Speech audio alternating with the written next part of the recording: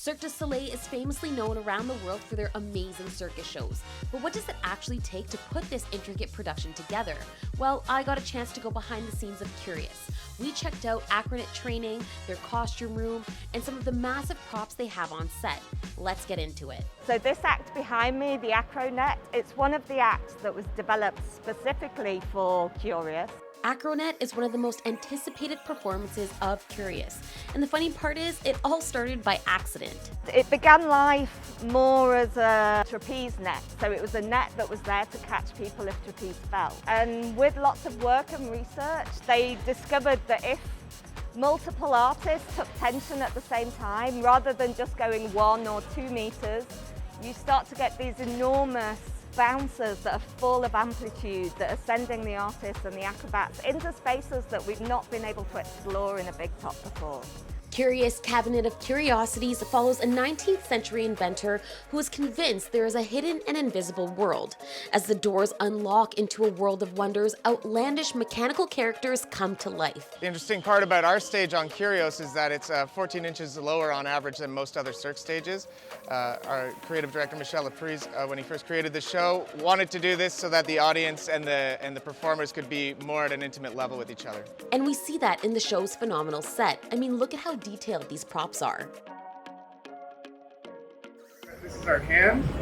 It's used both in the contortion act and the hand puppetry scenes in acts. The fingers, particularly these 3, are manipulated by artists as it gets rolled out on stage. A second artist is underneath, actually propelling it by hand. The show uses over 400 props that travel with them from country to country. This is one of the favorites. This is Dolly. Dolly's our llama. She's been on tour with us since the beginning. This is another thing that we have to maintain throughout the city. So trying to keep this looking as realistic as possible, making sure the hair's treated and taken care of. Paint touch-ups along all the spots that require paint. What do you think, Dolly? Did we take good care of you?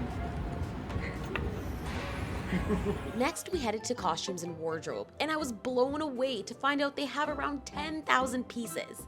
We are quite a busy wardrobe department here. We are 4 people traveling permanently with the show. And then in each city, we hire 4 more people to help us with all the alterations, dressing of the show.